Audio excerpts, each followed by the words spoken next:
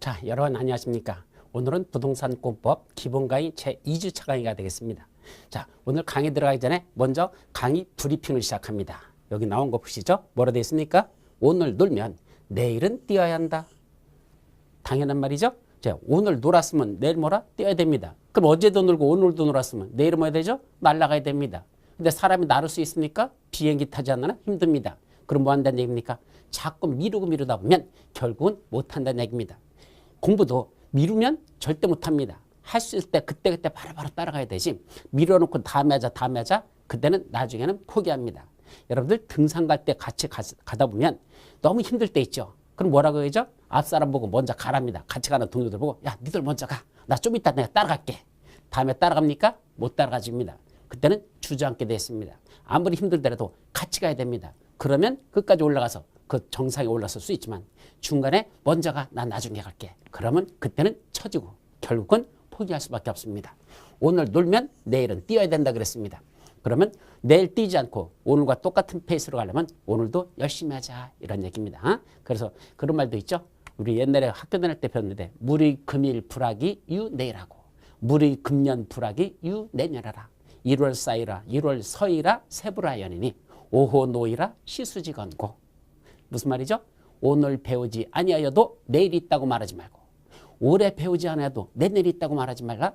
1월 써이라 세월은 흐르나니 세부라연이라 나를 위하여 기다리지 아니하는도다. 오호 노이라, 아 늙어버렸구나. 시수지건고, 이것이 다 누구의 탓인고? 누구 탓입니까? 지 탓이지 누구 탓입니까? 할 수 있을 때 하자는 얘기입니다. 나이가 먹었던 안 먹었던 중요한 게 아니라 지금 right now 할 수 있을 때, 그때가 가장 빠른 시점이고 그걸 극복해서 내가 목표하는 걸 이뤄야 됩니다. 미루지 말고 그날그날 할 수 있는 걸 따라가자. 자, 멋있는 말이죠. 자, 오늘은 오늘 놀면 내일은 뛰어야 한다. 이게 오늘 강의의 브리핑이 됐습니다.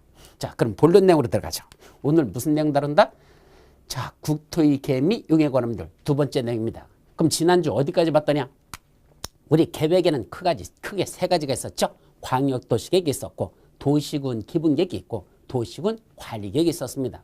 광역도시계획은 하나의 관할구역이 아니라 적어도 둘 이상의 관할구역에 걸쳐서 지금 당장 하겠다는 게 아니라 장기적으로 그렇게 발전시켰으면 좋겠다는 장기 발전 방향을 제시하는 계획을 광역도시계획을 한다.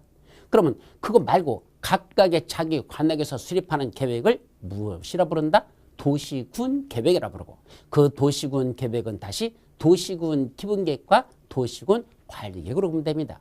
그때 앞으로 우리 서울특별시라는 이 관할구역을 어떤 식으로 발전시키면 좋겠는지 그 청사진을 그려내는 걸 도시군 기본계획이라고 하고, 그 도시군 기본계획이 나오면 그 다음에 그 기본계획을 실천하기 위한 구체적인 계획이 필요한데, 그 기본계획을 실천하는 구체적인 계획을 무슨 계획을 한다? 도시군 관리계획을 수립하죠.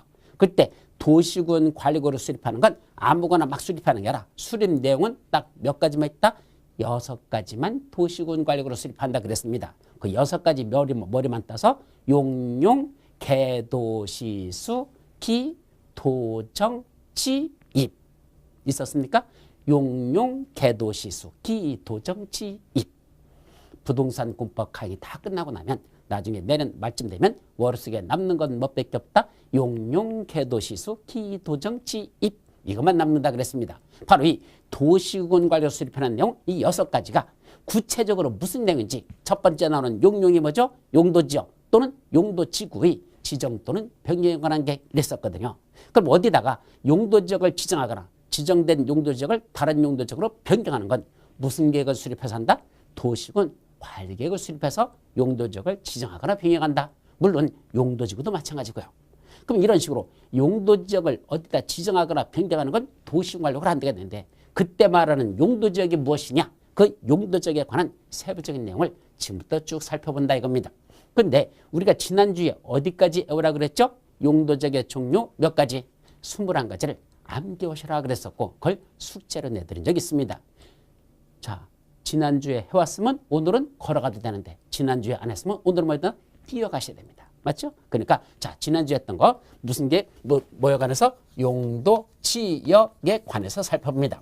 자, 먼저 용도지역의 종류는 몇 가지가 있다고 배우셨죠? 21가지인데 이걸 어떻게 외우라 그랬습니까? 자, 크게 어떻게 나눴었죠? 먼저 도시지역 여기 관리지역, 여기 농림지역, 여기 자연환경보호지역, 도관농자. 그리고 다시 도시지역은 뭐로 나눠진다? 주거지역, 상업지역, 공업지역, 녹지지역, 주상공로. 관리지역은 보전관리지역, 생산관리지역, 계획관리지역, 보생계 이렇게 나눠지죠.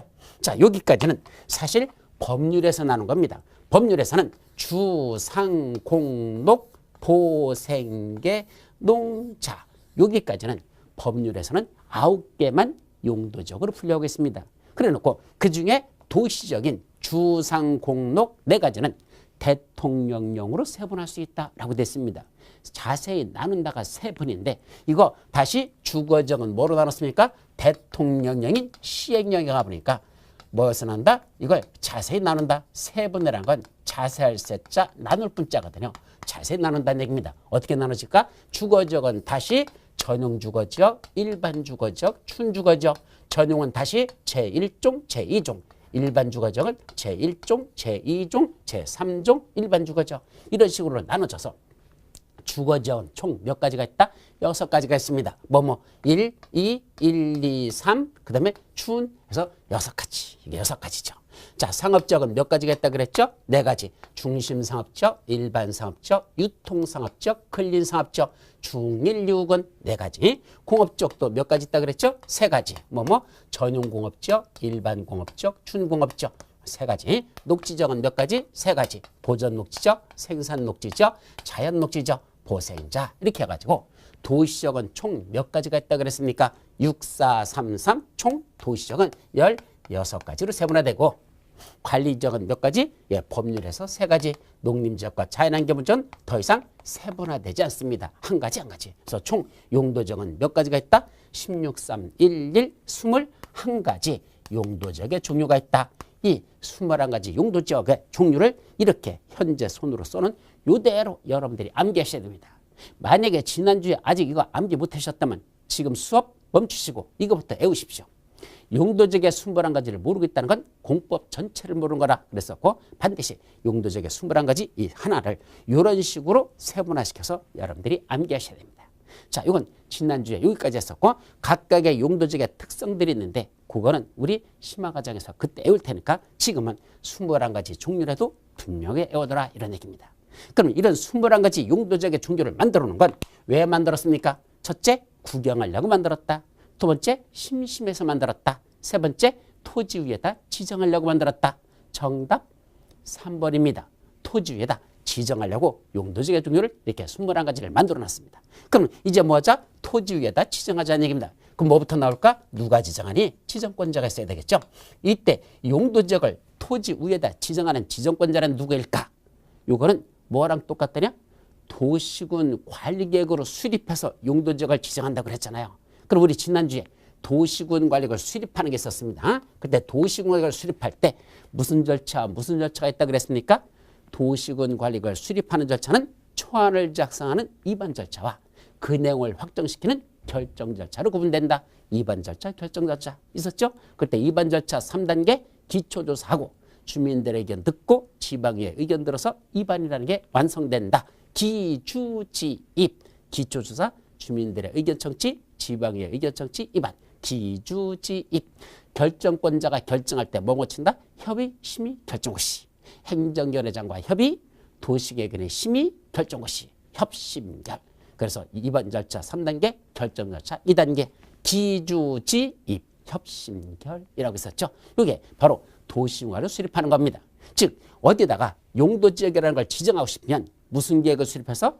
도시군 관리를 수립해서 여기가 무슨 용도지역이야? 라고 그렇게 결정고시하면 언제부터 거기는 그 용도지역의 효력이 발생한다? 지형도면을 고시한 날. 그때부터 지형도면을 고시하면 그날부터 거기는 그 지정된 용도지역으로서의 효력이 발생한다 그랬습니다. 그럼 결국 용도지역을 지정하는 건 누구랑 똑같더냐?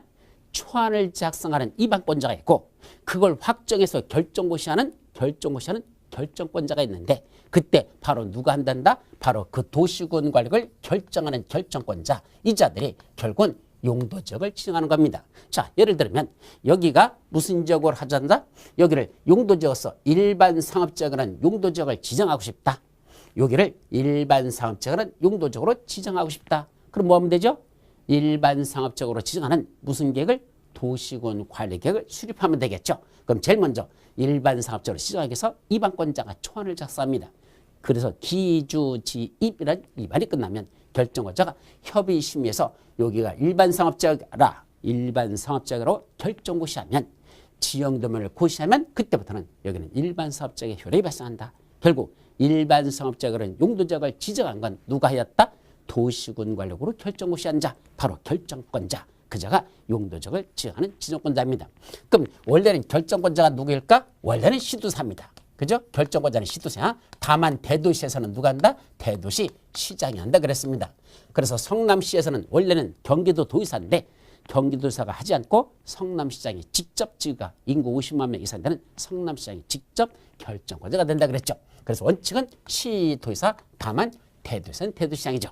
근데 이 예외적으로 누가 최고를 한다? 최고대빵 국장이 자기가 직접 결정하는 경우도 있습니다. 물론 해양수산부 장관도 있지만 그건 수산자원 보호구역에 관련된 것만 하니까 여기서는 국장밖에 없습니다. 결국 국장, 시도사, 대도시장 이 자들이 도시군 관리를 결정하는 결정권자고 이 자들이 용도지역을 뭐한다? 지정하는 지정권자 된다. 이렇게 정리하셔야 됩니다. 자, 그런데 지정할 때 무슨 절차에 한다? 좀 전에 제가 무슨 절차에서 한다 그랬습니까? 바로 도시군 관리의 수립 절차. 원래는 도시군 관리 계획 결정으로 용도지역을 지정하는 그런 절차를 거치라는 얘기입니다. 그래서 용도지역을 지정하는 건 도시군 관리 계획 결정으로 지정하여야 한다. MUST가 원칙이죠. 근데 뭐가 있다?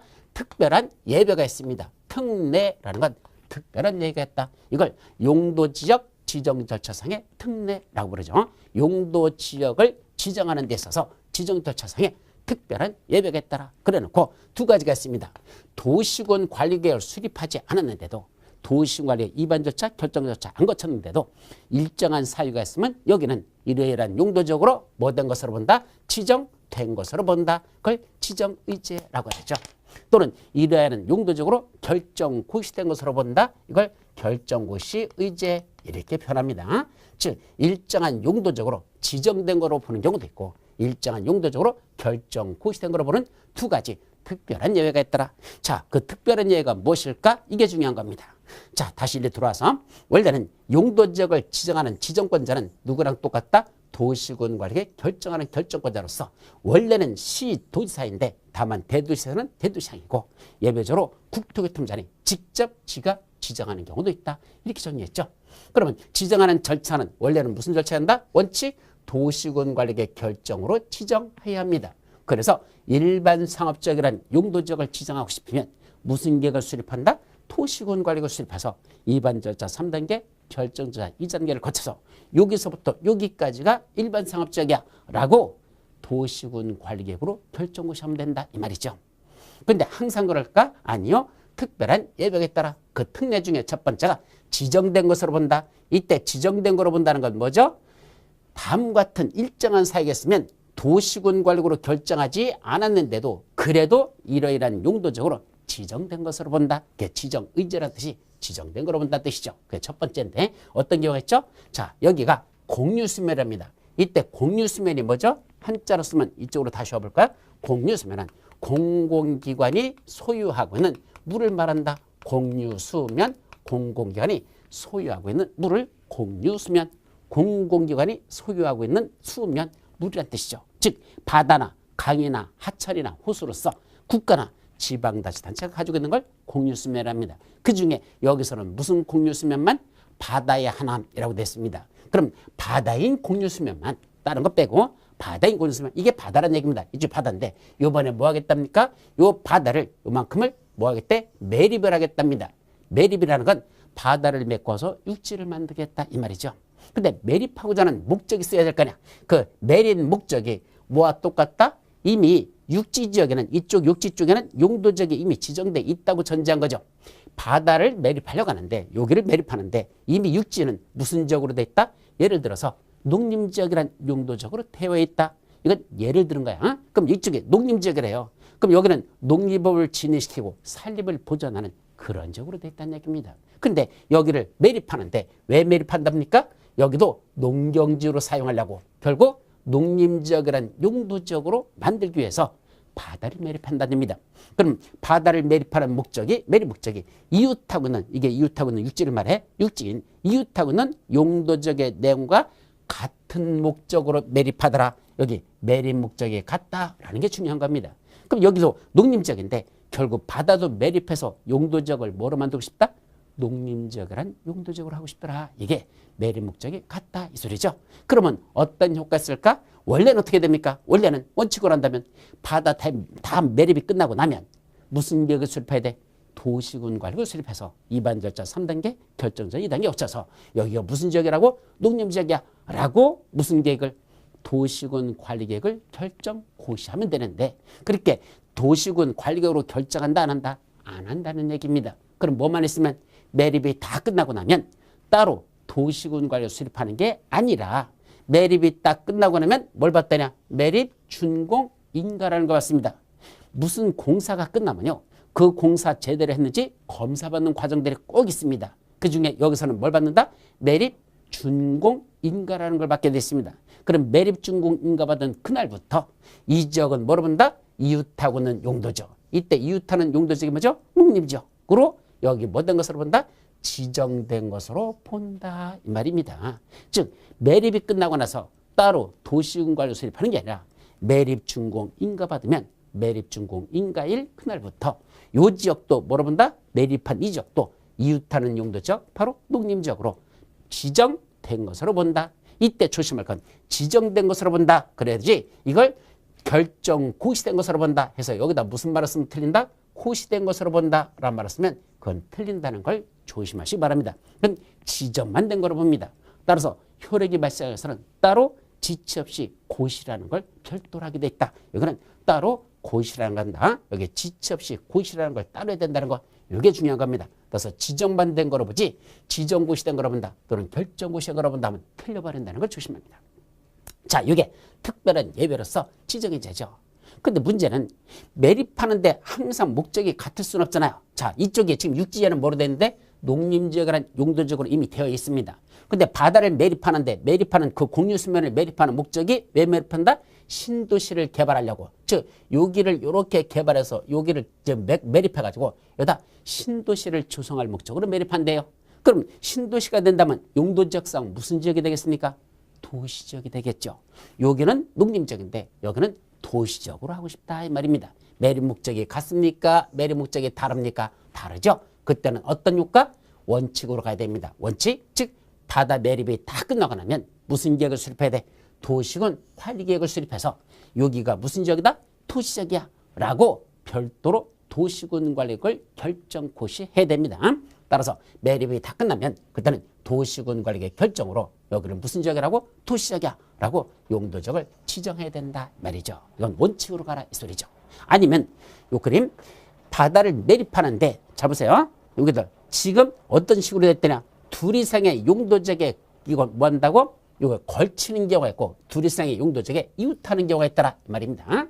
자, 지금 이쪽으로 가만히 보면 무슨 지역까지는 여기서부터 육지 쪽에 여기서부터 이만큼은 무슨 지역으로 돼 있죠? 현재 농림지역으로 들어가 있는 겁니다. 자, 아니다. 걸친다 했을까? 그림 다시 이렇게 해서부터 이렇게 해서 여기까지 이렇게 해서 이쪽은 무슨 지역이고 이쪽은 무슨 지역? 농림지역 하고 되어 있습니다. 요 그림은 잠깐 지워놓고 농림지역으로 되어 있죠. 반면 어디는 나머지 이쪽으로는 무슨 지역으로 했다? 관리지역으로 됐다는 얘기입니다. 어느 쪽이? 여기서부터 이렇게 해서부터 이렇게 해서 이쪽으로는 관리지역 이렇게 됐다는 얘기죠.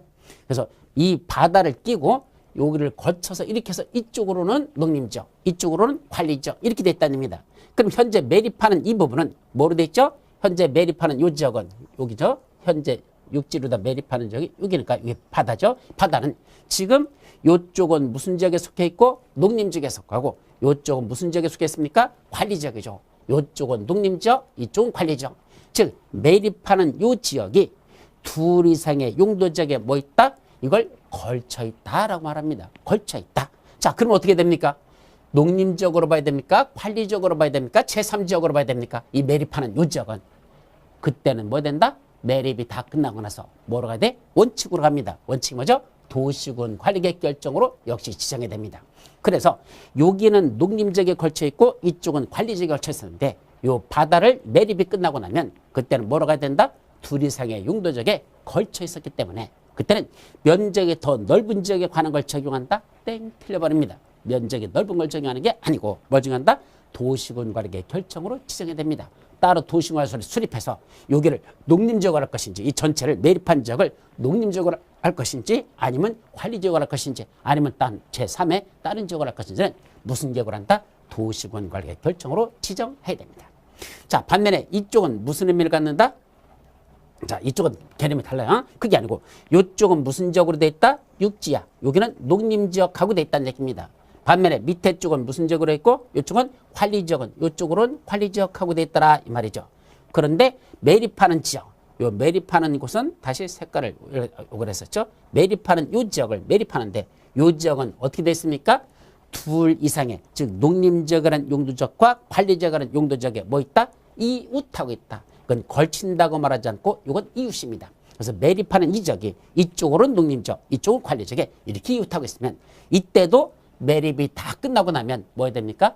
따로 도시군 관리계획으로 도시군 관리계획 결정으로 여기를 무슨 용도지역으로 할 것인지 그걸 따로 지정하여야 한다. 그런 식이죠. 따라서 이 그림을 다시 한번 본다면 원칙적으로 어떤 용도지역이라는 걸 뭐하고 싶으면 지정하고 싶으면 그 지정할 때는 원래는 무슨 계획을 한다?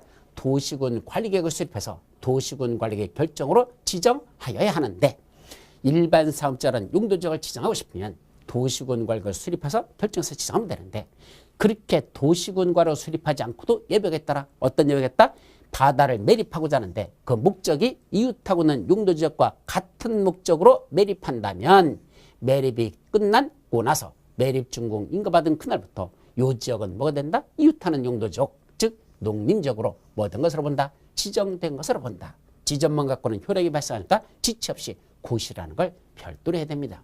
근데 매립하는 목적이 서로 다르거나 여기는 농림지역인데 여기는 도시적으로 하고 싶다 이 말이죠. 매립 목적이 서로 다르거나 아니면 이렇게 이쪽은 무슨 지역으로 돼 있고 농림지역으로 돼 있고 이쪽은 관리적으로 돼서 매립하는 이 지역이 둘 이상의 용도지역에 걸쳐 있거나 아니면 이렇게 둘 이상의 용도지역에 이웃하고 있을 때는 뭐로 간다? 원칙으로 간다. 도시군 관리 결정으로 여기를 무슨 용도지역으로 할 건지를 도시군 관리 결정으로 지정해야 한다. 이런 뜻입니다. 가지고 그림을 잘 보셔야 됩니다.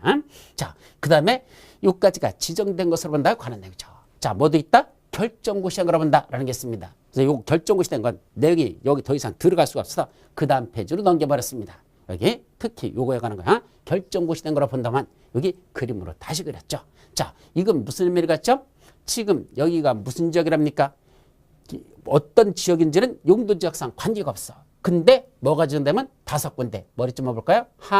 항어산 택전 이렇게 오셔요. 항어산 택전 항어산 택전이라는 5군데 구역이 지정고시 되면 그 항어산 택전 구역으로 지정된 지역들은 전부 다 뭐로 본다? 도시지역이란 용도지역으로 뭐된 거로 본다? 결정 고시된 것으로 본다라고 됐습니다. 즉 5군데 구역을 지정하면요. 거기는 용도지역이 뭐가 된다? 도시지역이란 용도지역이 되더라 이 말입니다. 자, 그중에 여기 보시니까 뭐로 됐습니까?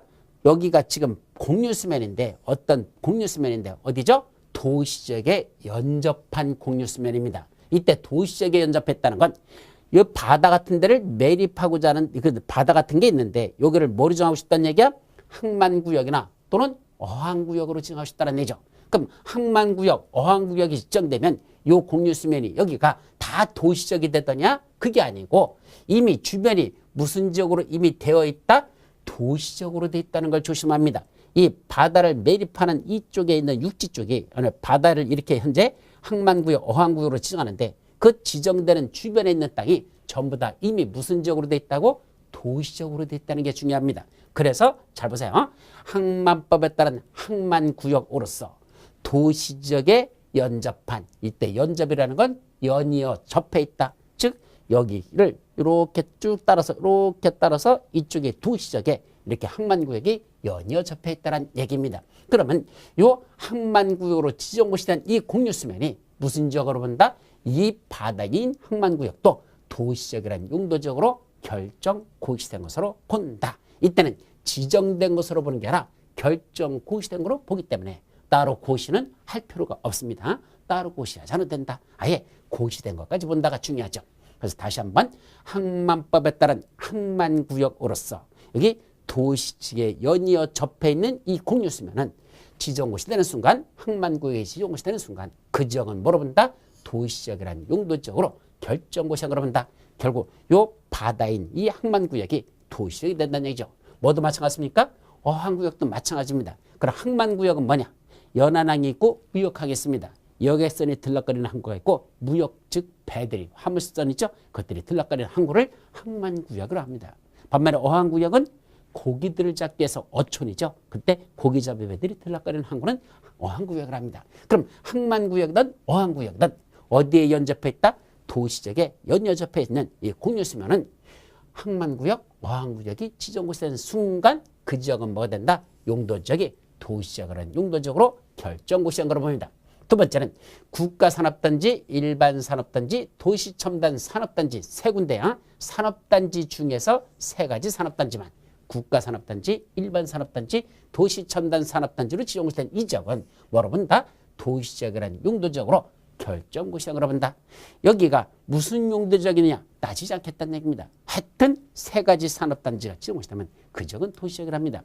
다만 이때 조심할 건 산업단지는 원래 세 가지가 아니고 네 가지입니다. 국가산업단지는 국가에서 지정한 거죠. 일반산업단지는 지방자치단체에서 지정하는 산업단지입니다. 도시첨단산업단지라는 건 굴뚝이 없는 공장들, 바로 삼성전자 같은 반도체 사업 같은 것이죠. 이런 것들이 들어가는 게 바로 도시첨단산업단지로 보시면 됩니다. 이 세 가지만 지정되면 그 지역이 도시적으로 한다는 얘기지. 이거 말고 시골에다가 지정하는 농공단지라는 게 있습니다. 그때 농공단지로 지정되는 지역은 도시적으로 본다, 안 본다? 안 본다는 걸 조심하시기 바랍니다.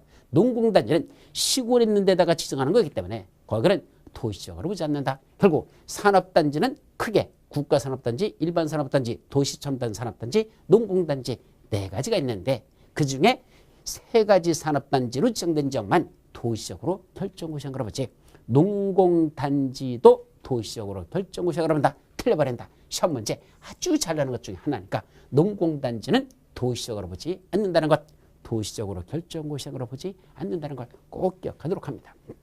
자, 택지개발지구라는 건 여기 지금 여기 택지개발했잖아. 이런 택지개발지구로 지정고시되면 아직은 이렇게 건물이 들어찬 게 아닙니다.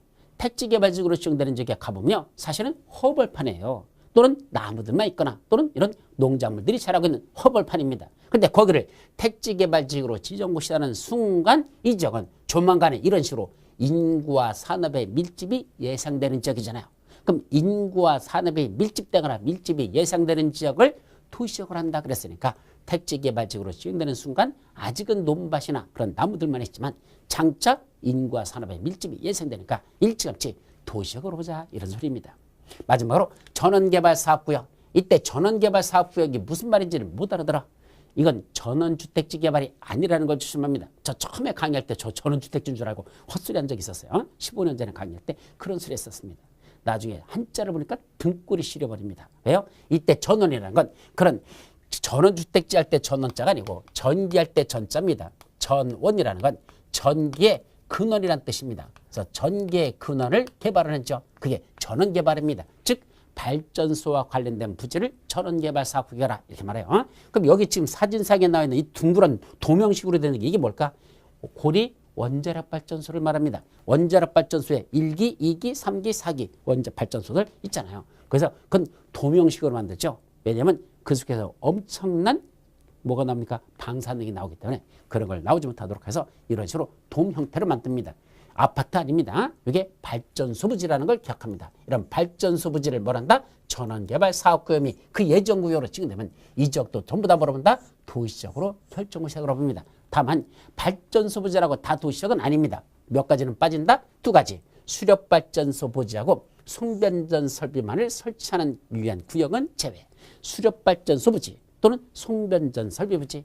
이때 송변전소라는 건 송전소, 변전소라고 하죠. 여러분들 변전소는 들어봤을 겁니다. 전기가 흘러가다 보면 그게 유실돼 가지고 전압이 낮아져요. 그럼 전압이 낮아지면 그 저항을 많이 받아서 전기가 잘 저쪽까지 전달이 안 됩니다. 그래서 전압을 몇십만 볼트로 끌어올려야지 그 저항을 받지 않고 전기가 잘 흘러갑니다. 그때 전기를 끌어올리기 위해서 전기 압력을 낮추는데 전압을 조정하는 게 그게 변전소죠. 바로 그 변전소 같은 데 가보시면 빨간 글씨로다 거기다 뭐라고 쳐놓은지 아십니까? 철망 쳐놓고 나서 거기다 빨간 글씨로 접근 금지, 가까이 오면 감전대 뒤짐 하고 써 있습니다. 그러니까 발전부 수지에 가까이 가면 뭐 한다? 감전대 뒤진답니다. 그런데 그런 송변전 설비 있는데 가까이 가면 감전대 뒤진다는데 무슨 놈의 인구와 산업의 밀집이 예상됩니까? 도시적으로 본다 본다? 안 봅니다. 따라서 어디는 도시적으로 잔다? 수력발전소는 첩첩 산중에 처박히는 거니까 도시적으로 볼 리가 없고, 송변전 설비 비전은 위험하기 때문에 사람들의 접근을 금지시키기 때문에 거기는 도시적으로 보지 않는다는 것, 거기까지도 같이 기억합니다. 그래서 항어산 택전 5군데 구역으로 지정된 적은 도시적으로 결정구역으로 옵니다. 자, 근데 이 밑에 보면 자, 여기가 지금 용도지역이 무슨 지역이 되냐? 관리지역이라는 용도지역이 중요합니다. 우리 용도지역은 크게 뭐로 나누죠? 도시지역, 관리지역, 농림지역, 차량지역 이렇게 나누죠. 그 중에 무슨 지역이랍니까?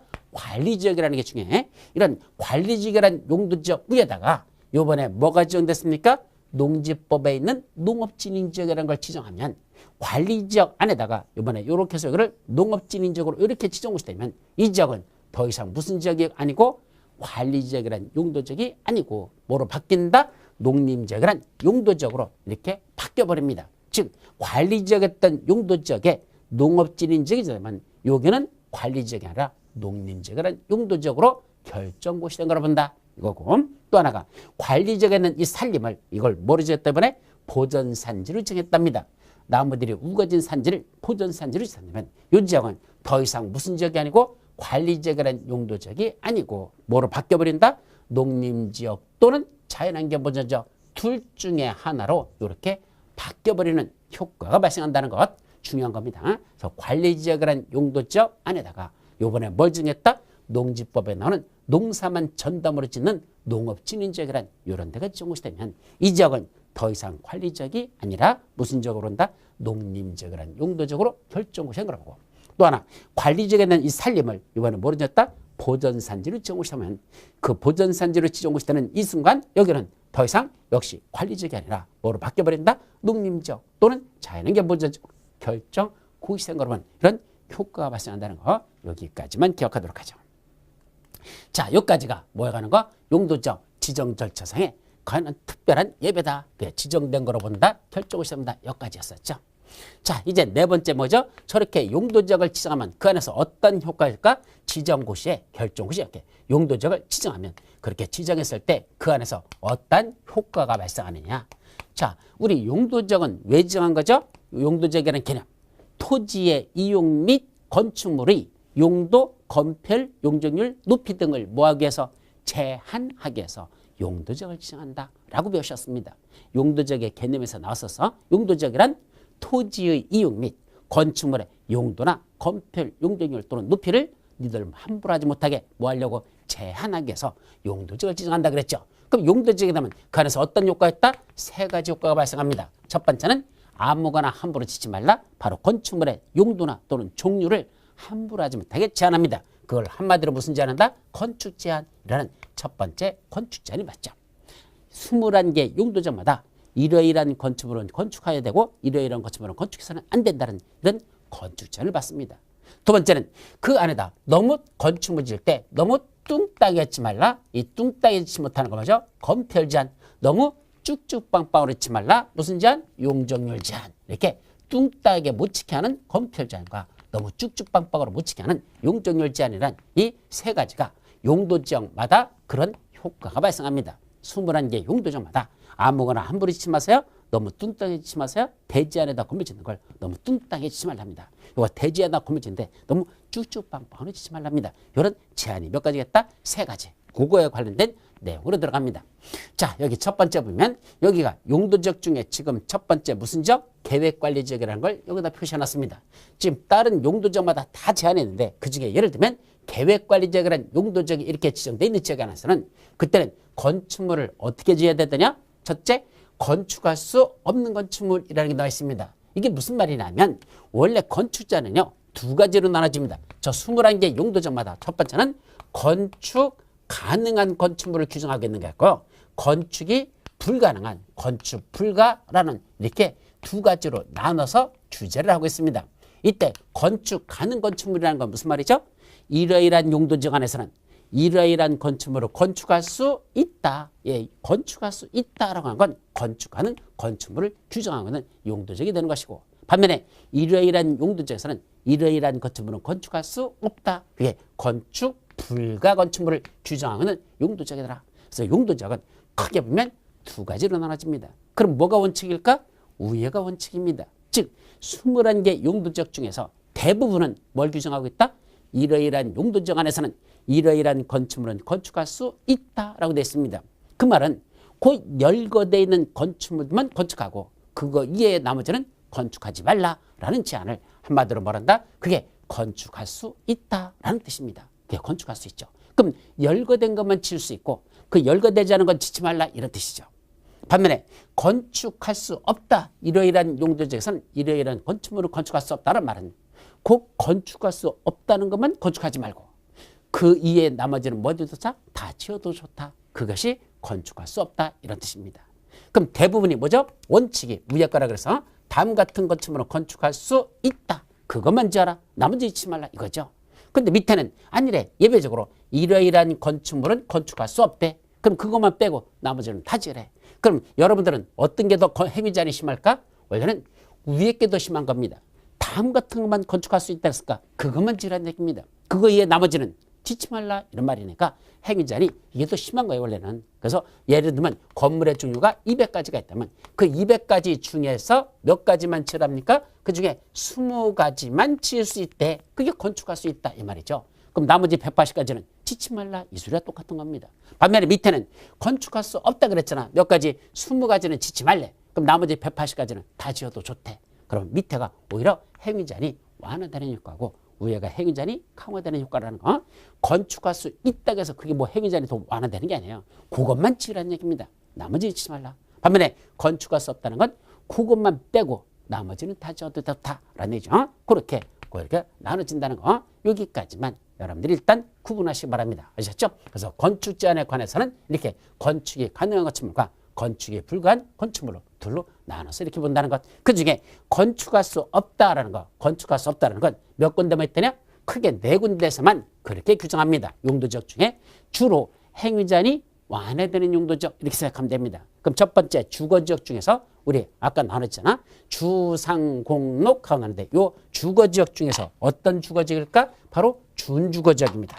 요 준주거지역은 다음과 같은 건축물은 건축할 수 없다라고 규정하고 있죠. 그거 이외에는 나머지는 지어라는 얘기입니다. 그 다음에 모든 상업적은 다 이러이러한 건축물은 건축할 수 없다. 중심 상업지역에서는 이러이러한 건 건축할 수 없다. 일반 상업지역 이러이러한 건축물은 건축할 수 없다. 다 이것들은 건축할 수 없다를 규정합니다. 공업지역 중에서는 준공업지역.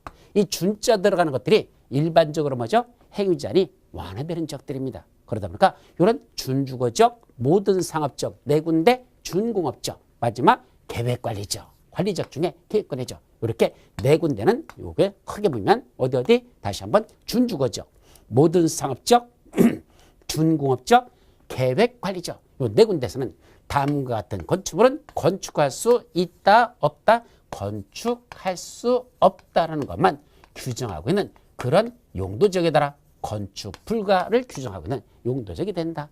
요거는 기억하셔야 됩니다. 그러면 자 여기가 지금 무슨 지역이라 했습니까? 계획관리지역이라 했잖아. 그럼 좀 전에 계획관리지역에서는 다음 같은 건축물은 건축할 수 없다 그랬죠. 근데 둘로 나눠졌네. 여기 건축할 수 없는 건축물을 해놓고 4층을 초과하는 모든 건축물이래. 그럼 4층을 초과하는 거니까 몇 층까지는 괜찮고 4층까지는 괜찮고 초과라고 했으니까 5층, 6층, 7층, 8층은 원칙적으로 안 된다. 이 말이 바로 4층을 초과하죠. 공동주택 중에서 아파트는 안 된다 그랬습니다. 그럼 아파트 빼고 나머지는 원칙적으로 된다는 얘기입니다. 그리고 그 밖에 일종 근린생활선 이런 것들은 안 된다. 이건 추경 시점이나 개과점으로서 일정 것들은 안 된대. 그래 놓고 다시 지역 여건 등을 고려하여 뭐로 정한데 도시군 계획 조례로 정하는 바에 따라 건축할 수 없는 건축물이라고 또 다시 규정했잖아. 그러면 조례로 정하는 건축물은 또 짓지 말라고 됐습니다. 그럼 아까 4층을 초과하는 모든 건축물은 안 돼요 라고 해놓고 다시 우리 서울특별시 조례에서 4층 이하의 범위에서 도시군 계획조례로 따로 정하는 층수를 초과하는 모든 건축물 이것도 안 된다라고 했습니다. 그러면 4층을 초과되는 건 안 된다 했으니까 4층 이하는 다 된다고 그랬잖아. 근데 그 중에서 추가적으로 또 조례에서 이건 안 된대. 모르다. 도시군 계획조례로 따로 정한 층수를 초과하는 모든 건축물. 만약에 조례에서 또 3층하고 규제하면 3층을 초과하는 건축물은 안 돼요. 그러면 몇 등 안 된다가 4층짜리도 안 된다는 얘기입니다. 뭐로 정하면 돼? 조례로 정하랍니다. 근데 조례는 뭐라 그랬죠? 지방자치단체가 만든 법. 그럼 서울특별시 조례를 찾아보셔야 됩니다. 인천광역시 조례 찾아보셔야 됩니다. 성남시 조례 찾아보셔야 됩니다. 그런 식으로 요 조례로 정하는 것은 따로 별도로 보라는 뜻입니다. 또 공동주택 해놓고 아파트에 해당하는 선 제외라고 돼 있죠. 그럼 아까 아파트는 안 돼요 그랬잖아. 그럼 아파트 빼고 뭐는 된다는 얘기야? 아파트, 연립주택, 다세주택, 기숙사. 원래 공동주택은 4가지가 있거든요. 그럼 아파트는 안 돼요 그랬는데 경우에 따라서는 조례에서 연립주택도 안 돼요 그러면 연립주택 못 짓는다는 얘기입니다. 그건 조례에서 정한 지역만 그렇다는 얘기입니다. 그래서 서울특별시 도시군계획조례에서 어디에서 계획관리정안에서는 뭘 지을 수 없다? 연립주택을 지을 수 없다라고 조례를 규정하는 그 서울에서는 안 되고 인천에는 아무런 말이 없으면 그러면 아파트를 지한 공주주택은 아파트만 안 된다 그랬을까? 연립 다세대 또는 연립 다세대 그다음에 기숙사 요거는 된다 말이죠. 이와 같이 건축할 수 없는 건축물이라는 건 전국에 다 적용되는 거고 특히 도시군 계획조례로 정하는 건 건축할 수 없다는 건 요 조례에서 추가적으로 더 규정하는 것들은 그 각각의 조례는 그 지역만 적용되는 거라 그랬죠. 그 지역에서 추가적으로 더 지을 수 없는 것들을 이렇게 규정한다 이런 식이죠. 이걸 한마디로 무슨 제한한다? 건축 제한 이렇게 말합니다. 그런데 무슨 시설에 대해서는 도시군 계획시설에서는 건축 제한을 적용하지 아니한다. 재작년도 시험 문제입니다. 즉 여기가 뭘 만든대? 도로 만든답니다. 근데 도로 만드는 건 용도지역의 지정을 용도지역의 제한을 받는다 안 받는다? 안 받는다는 얘기입니다. 도로 만드는 건 용도지역과 관계없이 아무데나 만들 수 있지 무슨 자연환경 보전에서는 안 돼요. 농림지역에서는 좀 돼요. 도시지역은 크게 져요. 그런 게 아니랍니다. 도시군 계획 시설은 아무데나 지들이 짓고 싶은 데다 지으면 되는 거지. 이런 건축 제한을 걸 적용하지 않는다라는 게 첫 번째 건축 제한에 관한 것들. 두 번째 건폐율 제한. 대지안에다 건축물로 뭐 뚱땅이 짓지 말라 그랬죠. 자 현재 대지 면적이 얼마랍니까? 1000제곱미터랍니다. 그럼 1000제곱미터 되는 대지에다가 건축물을 짓는데 여기 건축면적이라는 말이 나옵니다. 이 건축면적이 뭐죠? 하나의 건축물의 가장 바깥쪽 벽, 무슨 벽?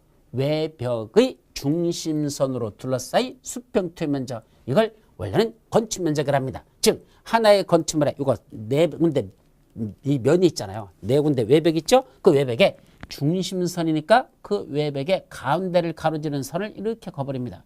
외벽에 두께가 있는데 벽 두께에 가운데를 가로지르는 거야. 그 벽 두께 가운데를 가로서 이렇게 그림자지는 요렇게 했을 때 요 면적을 요걸 무슨 면적이라 한다? 요걸 건축면적이라 이렇게 말합니다. 하나의 건축물에 외벽의 중심선으로 둘러싸인 수평투의 면적. 이거 건축면적이죠. 근데 이쪽은 건축면적이 500제곱미터랍니다. 근데 이쪽은 훨씬 더 홀쭉해졌죠? 전체 대지 면적은 1000제곱미터인데 그때 건축면적이 차지하는 건 200제곱미터만 차지한답니다. 그럼 건폐율은 어떻게 계산한다? 바로 건폐율이란 대지 면적에 대한 건축면적의 비율을 말한다. 또는 건축면적의 대지 면적에 대한 비율을 말한다. 라고 표현합니다. 이때 대지 면적에 대한 분모는 에 대한이라고 읽고 분자는 의자로 붙입니다. 그래서 건축면적의 대지 면적에 대한 비율 또는 대지 면적에 대한 건축면적의 비율 밑에를 읽든 위를 읽든 먼저 있는 건 관계없어. 하여튼 위에는 의자를 붙여야 되고 밑에는 에 대한 자를 붙인다는 것만 조심합니다. 그러면 건폐율이란 대지 면적에 대한 건축 면적의 비율 퍼센트로 표시합니다. 이걸 뭐라 부른다? 건폐율이라고 합니다. 그럼 여기다 대입해봐.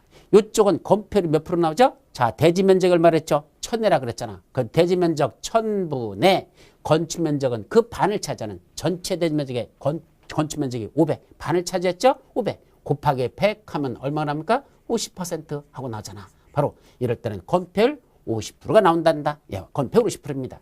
자, 그런데 이쪽은 대지 면적이 얼마죠? 똑같은 대지 면적은 정하는 이거는 다 똑같이 1000이야. 그럼 1000분의 그죠? 이건 다시 1000분의 어떻게 나오죠?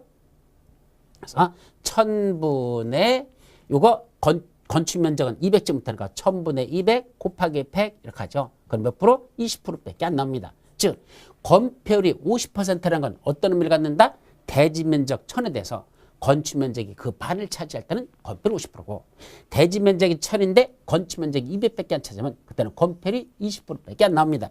결국 건폐율이 100% 쪽에 가까이 갈수록 이 건축물은 대지 안에 더 넓어지게끔 가득 차는 형태를 띌 것이고 반면에 건폐율이 0% 쪽으로 내려가면 내려갈수록 이 건축 면적이 줄어들기 때문에 대지 면적은 넓은데 건축 면적은 좁아지니까 건물이 뭔다? 홀쭉해진다는 얘기입니다. 그래서 결론 건폐율이 높아지면 건물은 뚱뚱해지고 건폐율이 낮아지면 건물은 홀쭉해진다. 그래서 뚱땅해질 것이냐 홀쭉해질 것이냐 이건 뭐로 결정한다? 건폐율로 결정한다는 것. 그래서 대지 면적에 비해서 건축 면적이 넓어질수록 건폐율은 100%에 가까이 올라가고 반면에 대지 면적에 비해서 건축 면적이 낮아지면 작아지면 작을수록 그 대지 안에서 건물은 홀쭉해지는다. 뚱땅해지느냐 홀쭉해지느냐 이걸 뭐가 결정한다? 바로 건폐율로 결정한다는 것. 근데 21개 용도지역마다 이 건폐율을 몇 %로 할 것이냐 용도지역별 건폐율 제한을 받습니다. 21개 용도지역마다 건폐율 몇 % 이하로 자라 라고 제한을 받는다입니다. 그때 21개 용도지마다 건폐율이 몇 %냐 이거죠. 자 여기 21개 용도지마다 건폐율이 몇 %일까? 일종 전용지역은 대통령이 시행해서 50% 이하로 하라 라고 이렇게 정의되어 있어. 제1종 전용 주거지역에서는 건폐율이 몇 %? 50% 이하. 2종 전용지역도 똑같이 50% 이하. 1종 일반은 60% 이하. 2종 일반도 60% 이하. 3종 일반 주거지역은 또 50% 이하로 떨어져. 준주거지역은 70% 이하. 이런 식으로 55, 66, 57 이게 주거지역 6군데 시행령에서 규정하는 건폐율 자리입니다. 즉 이걸 초과해서 짓지 말라는 얘기입니다. 50% 이하로 하라, 60% 이하로 하라, 또는 70% 이하로 하라. 이런 식으로 몇 % 이하로 지랍니다. 근데 요 숫자들이 올해 27회 때도 시험 문제가 이게 또 났습니다. 그래서 용도지역별 중에서 낮은 것부터 높은 순대로 또는 높은 것부터 낮은 순대로 골라라 라고 시험 문제가 올해도 출제되는데 이 숫자들을 다 알고 있는지 그걸 냈었습니다. 그래서 어떻게 온다? 숫자 일종 전원주거지부터 5, 5, 6, 6, 5, 7 그 다음에 9, 8, 8, 7 그 다음에 7, 7, 7 그 다음 2, 2, 2 그 다음에 2, 2, 4, 2, 2 이걸 외우고 있느냐 라고 시험 문제 냈었습니다. 외우셔야 됩니다. 어떻게 한다? 5, 5, 6, 6, 5, 7 여기 써있죠? 5, 5, 6, 6, 5, 7 9, 8, 8, 7, 7, 7, 7 2, 2, 2 2, 2, 4, 2, 2 이 4가 계획관리지역에 40% 올라가요. 그래서 순서대로 아까 21가지 용도적대로 그대로 해야 됩니다. 어떻게 한다? 5, 5, 6, 6, 5, 7 9, 8, 8, 7, 7, 7, 7 2, 2, 2 2, 2, 4, 2, 2 다시 한번 5, 5, 6, 6, 5, 7 9, 8, 8, 7, 7, 7, 7 2, 2, 2 2, 2, 4, 2, 2 반복적으로 하셔야 됩니다. 어떻게 외우느냐고? 그냥 외우셔야 됩니다. 지금 방법이 없습니다. 순서대로 21가지를 그렇게 외우는 거. 이걸 뭐란다? 21가지 용도지역별로 건폐율을 몇 % 열어줘라 라고 그렇게 제한한다는 거. 거기까지만 기억하죠. 자, 세 번째 뭐가 있다 그랬죠? 용적률 제한이 있다 그랬습니다. 그럼 용적률이란 것도 무엇일까? 개념 정의. 용적률이란 요 전체 대지 면적에 대한 뭐가 차지하는 면적? 하나의 건축물의 각 층별 바닥 면적. 하나의 건축물의 각 층별 바닥 면적의 합계를 뭐라 본다? 그걸 연면적이라 이렇게 말합니다. 그럼 무엇에 대한 비율이다? 대지 면적 전체에 비해서 이제는 아까는 건축 면적이 차지하는 걸 봤었죠? 근데 지금은 각 층별 바닥 면적, 1층 바닥 면적, 2층 바닥 면적, 3층 바닥 면적, 4층 바닥 면적 이걸 다 더하면 이걸 뭐라 부른다? 그걸 연면적이라고 하거든요. 따라서 1층, 2층, 3층, 4층 이 4개 층을 다 더한 걸 연면적이라고 부르는데 이때 대지 면적에 비해서 요 연면적이 얼마나 차지하느냐 그 비율을 뭐라 부른다? 그걸 연면적이라 이 비율을 용적률이라 이렇게 말하죠. 그럼 대지 면적이 지금 이쪽을 보자. 대지 면적이 얼마랍니까? 1000제곱미터랍니다. 그럼 대지 면적 1000제곱미터 분의 자 연면적은 얼마죠? 자 바닥 면적은 둘 다 똑같이 500으로 똑같이 됐네. 이쪽도 하나마다 500이고 각 층이 똑같이 500씩 올라갔다고 전제하자. 그럼 500, 500, 500, 500 이건 4개 층이 올라갔으니까 500짜리 곱하기 4 하면 얼마 되죠? 5, 4, 20. 그때는 연면적은 2000제곱미터가 될 겁니다. 이게 연면적입니다. 다한 게 2000이니까 그래서 500짜리 한 4칸이 올라갔으니까 4개층이 올라갔으니까 2000이죠. 곱하기 100 하면 1000분의 2000은 2고 2 곱하기 100은 200%. 이쪽은 용적률 200%로 지은 건축물이라 이게 100%입니다. 반면에 이쪽은 대지 면적은 똑같이 1000인데 바다면적이 500짜리인데 이건 4칸이 아니라 3개 층만 올라갔죠. 그러면 500짜리가 3칸이니까 대지 면적 1000분의 연면적은 1500 3개밖에 안 나고 500짜리 3칸 올라갔으니까 1500 곱하기 100 했으니까 요거는 몇 프로가 나온다? 150%라고 나올 겁니다. 이와 같이 요거는 용적률이 150%죠. 즉 용적률이 높아진다는 얘기는 각 층별 바다 면적의 개가 더 커진다는 의미고 그게 연면적이죠. 반면에 용적률이 낮아진다는 건 각 층별 바다 면적의 개 바로 연면적이 뭐한다? 작아진다는 의미를 갖는 겁니다. 대지 면적에 비해서 연면적이 얼마나 차지냐 그 비율을 용적률이라 한다는 것. 이렇게 해서 여러분들이 개념이죠. 근데 이러한 용적률이 뭐죠? 용적률 계산할 때 요거 용적률 계산 시 연면적에서 뭐 되는 게 있다? 제외되는 게 있습니다. 요거는 우리 기초 강의 할 때 그때 한번 설명했었어. 건축법에서. 그래서 각 뭐 있었죠? 지하층. 이 건물에 지하층이 있다면 지하층의 바닥 면적은 용적률 계산할 때 연면적에서는 제외시킵니다. 지상층인데 건축물의 부수용도로 사용하는 주차 면적. 우리 1층 같은데 주차공으로 쓰는 거 있었죠? 빠집니다. 또 초고층 건축물이나 또는 준초고층 건축물의 피난 안전구역, 대피 공간 있죠? 피난 안전구역 또는 경사진 지붕 아래 바로 설치하는 대피공 같은 이 네 가지는 용적률 계산할 때 연면에서 제외시킨다라는 게 있었습니다. 그것도 같이 기억하죠. 자, 그런데 이 용도 지역마다 다시 뭐가 붙는다? 용적률 최단도가 정해집니다. 용도 지역별로. 근데 이걸 어떻게 해온다? 높은 것부터 해오셔야 됩니다. 그래서 상업지역이 가장 높습니다. 용도 지역 중에서 용적률이 가장 높은 지역 상업지역. 그 다음에 어디죠? 준주거지역. 그 다음에 공업지역. 그 다음에 주거지역. 나머지들. 그 다음에 녹지지역. 그 다음에 관농자지역. 그래서 뭐랬죠? 맞다면 상준공주 녹관농자. 그래서 상준공주 녹관농자. 다시 한번 상준공주 녹관농자. 근데 상준공주 녹관농자. 상을 준 공주. 옛날에 수족공주라고 불렀었죠. 대통령 되고 나서 표창장 같은 상장 많이 주잖아. 대통령이. 그때 상을 준 공주다. 요새 탄압받아가지고 많이 힘들어하고 있죠. 바로 그 탄압받은 현재 대통령 상을 준 공주입니다. 옛날에 뭐 했었고? 수족공주였었고. 그러니까 그때 말하는 상준공주 녹관농자. 상을 준 공주께서 녹관농자했다. 그냥 이렇게 하죠. 상준공주 녹관농자. 그럼 각각 상업지역은 최대가 1500. 상업지역은 최대가 얼마? 1500. 그 다음에 준주거지역은 500. 공업지역은 400. 나머지 준주거지역 외에 일반 주거지역과 전문주거지역은 300. 그 다음에 녹지지역은 100. 관농자지역은 80. 이게 원래 용도지역별 용적률 제한이더라. 이걸 초과하지 말란 얘기입니다. 그런데 상업지역에서 중심상업지역은 1500. 그 다음부터는 200씩 내려가. 중1, 6은 1500, 1300, 1100, 900. 여기 200씩 내려갔죠? 요거. 그 다음에 준주거지역은 500이고, 그 다음에 공업지역입니다. 그래서 공업지역은 준공업지역은 400, 일반공업지역은 350, 전용업지역은 350씩 내려가. 그 다음에 나머지 준주거지역을 뺀 주거지역들. 일반 주거지역은 3, 2, 1, 그 다음에 전용주거지역 2, 1. 그래서 3, 2, 1, 2, 1 해서 300부터 300, 250, 200, 150, 100. 3이니까 300부터 하면 돼. 300, 250, 200, 150, 100. 그렇게 떨어졌죠. 근데 일종 전유전 100하고 떨어졌죠. 그래 놓고 생산 녹지적과 자연 녹지적만 100이고 가장 해유자는 심한 녹지지역 중에 보전 녹지적은 80으로 떨어진다는 걸 조심합니다. 즉 녹지지역이라고 전부 다 100이 아니고 녹지지역 중에 보전 녹지적은 80으로 내려갑니다. 대신 보전 녹지역에 들어갈 자리에는 누가 들어온다? 계획관리지역이 클리 들어옵니다. 그래서 관리지역 중에 계획관리지역은 80이 아니라 100으로 올라온다. 이것만 조심하면 됩니다. 그래서 녹지지역 중에 보존지역은 80으로 내려가고 관리지역 중에 계획관리지역은 100으로 올라온다. 그래서 상준공주, 녹관농자, 1500, 500, 400, 300, 100, 80. 이거부터 해야 돼. 1500, 500, 400, 300, 180. 그리고 상준공주, 녹관농자. 해놓고 요 숫자들을 하나씩 외우는 거. 이것도 시험 문제 항상 답안서니까 여러분들이 꼭 외워야 된다는 거. 여기까지만 여러분들 말씀드리죠. 자, 여기까지 하고 그 다음에 마지막 미지정, 미세분지역에서의 행위제한이라는 게 나오죠. 이게 무슨 말이냐? 우리 용도지역은 크게 뭐라 넣었었죠? 아까 도시지역, 관리지역, 농림지역, 자연환경부지역 크게 이렇게 나눠지잖아. 근데 도시지역은 아까 총 몇 가지로 또 나눠졌었죠? 여기 보시면 도시지역은 다시 몇 가지로 나눠진다? 16가지로 세분화된다 그랬잖아. 어디까지야? 여기까지죠? 도시지역은 아까 여기서부터 이렇게 해서 총 16가지로 세분화됩니다.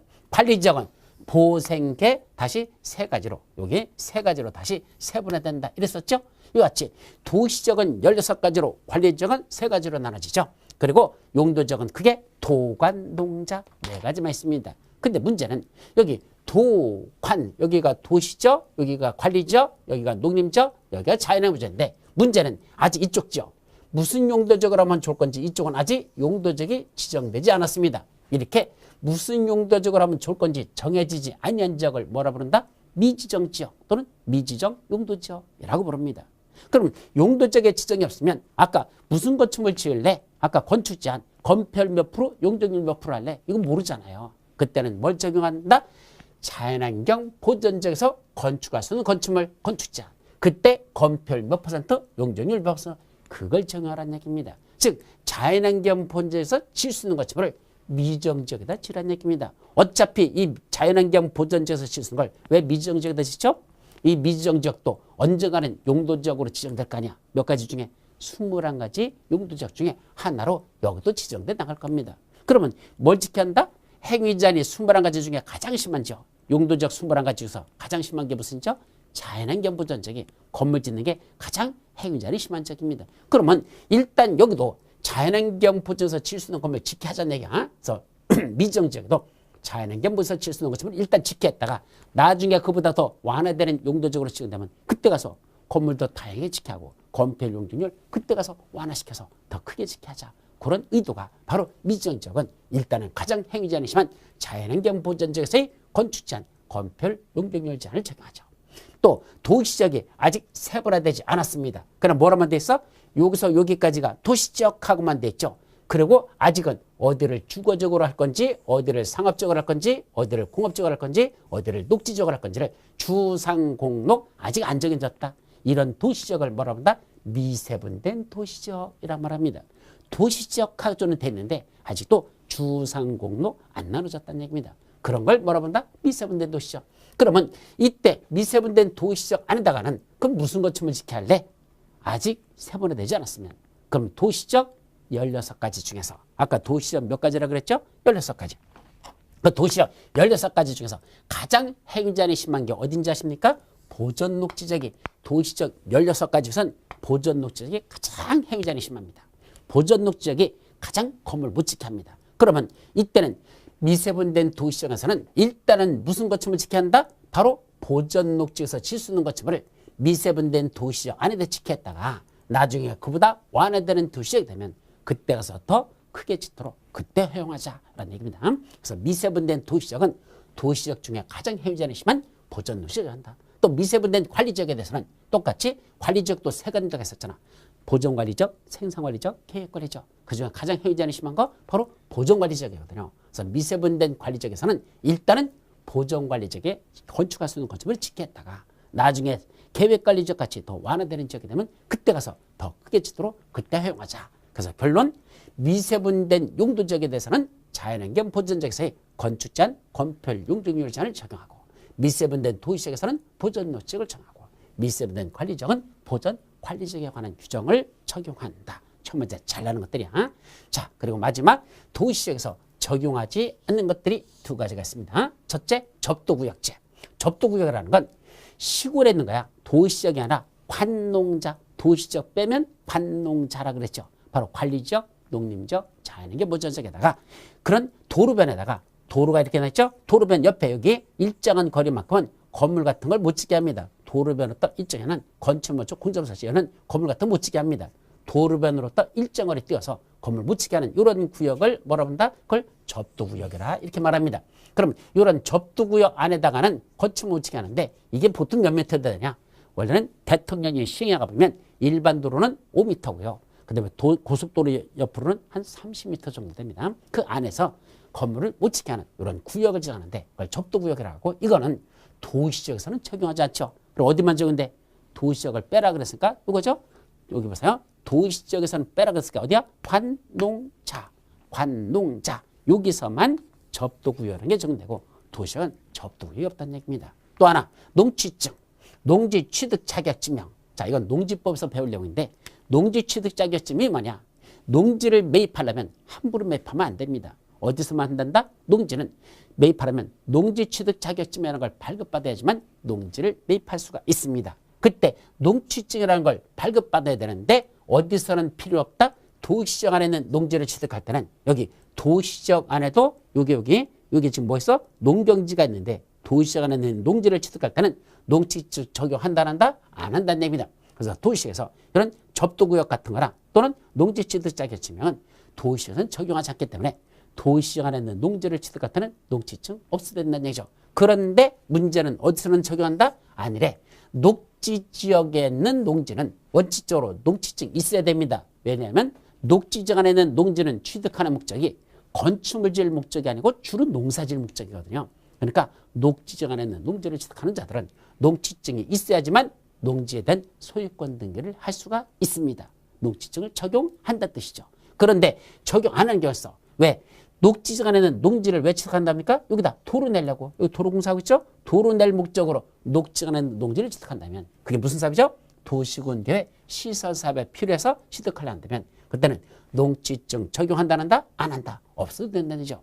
왜? 도로 만드는데 무슨 농사 짓는 거와 무슨 관계가 있습니까? 농취증 없어도 취득해가지고 도로 공사해도 좋다. 이런 뜻입니다. 여기까지가 뭐가 하는 거? 이번 시간 용도지역에 관한 것들은 이게 다 끝났습니다. 잠시 이제 쉬었다가 뭐가 가능한 거죠? 두 번째 용도지역, 용도지구, 용도구역. 다음 시간은 용도지구, 용도구역이 무엇인지 그런 내용들에 대해서 살펴보도록 하죠. 쉬었다 합니다.